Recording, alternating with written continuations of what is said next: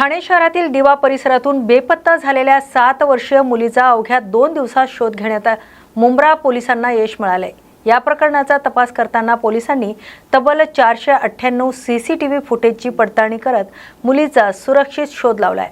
28 मे रोजी मुलगी बेपत्ता झाल्याची तक्रार दाखल होताच पोलीस यंत्रणा सतर्क झाली। वरिष्ठ अधिकाऱ्यांच्या मार्गदर्शनाखाली 6 विशेष पथके तयार करून विविध ठिकाणी शोध मोहीम राबवण्यात आली।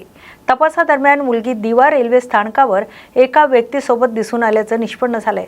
त्यानंतर रेल्वे स्थानकावरील सीसीटीव्हीच्या आधारे पोलिसांनी बदलापूर येथे संबंधित व्यक्ती आणि मुलीचा शोध लावला।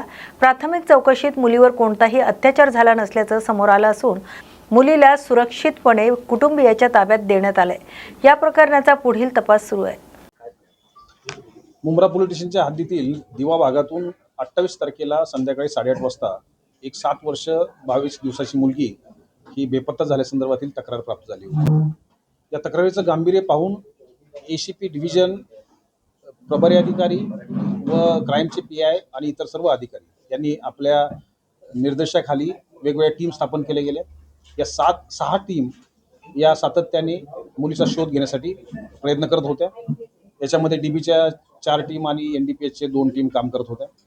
या भागातील सीसीटीव्ही पाहणे अत्यंत आवश्यक होतं, कारण मुलीचे पूर्ण हालचाली ज्या आहेत त्या कुठल्या ना कुठल्या सीसीटीव्हीमध्ये आल्या असतील या अपेक्षेने साधारणतः या संपूर्ण टीमने 948 सीसीटीव्ही याची पाहणी केली गेली।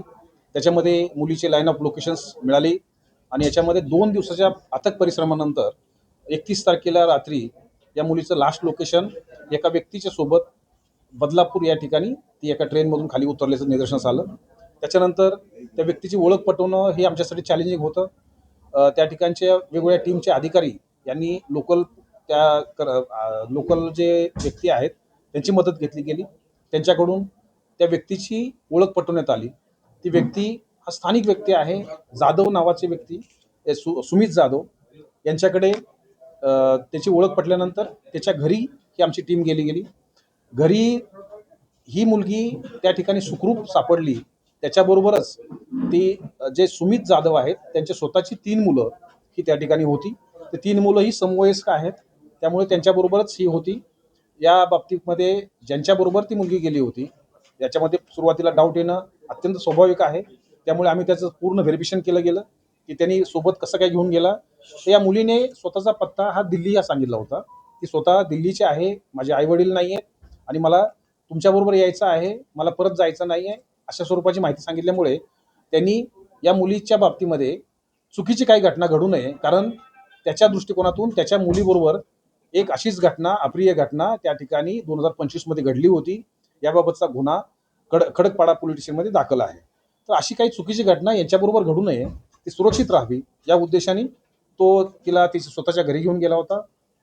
त्याचबरोबर त्यांनी आईला फोन करूनही सांगितलं होतं की मला उद्या या बाबतीत पोलीस स्टेशनला जाऊन माहिती द्यायची आहे, परंतु रात्री मी तिला सोडू शकत नाही, अशा स्वरूपाची माहिती देऊन त्यांनी स्वतःच्या घरात सुरक्षितपणे ठेवलं होतं।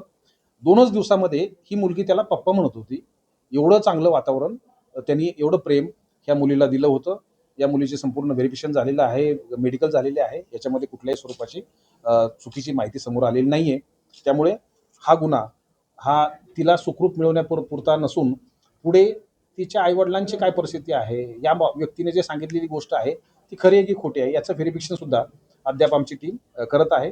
आतापर्यंतच्या व्हेरिफिकेशननुसार हे सिद्ध झालेलं आहे की ज्यांनी घेऊन गेलेला आहे त्याचा मालफाईड इंटेन्शन काही नव्हतं। पुढील तपास PSI Sharma Mumbra police station हे करत आहे।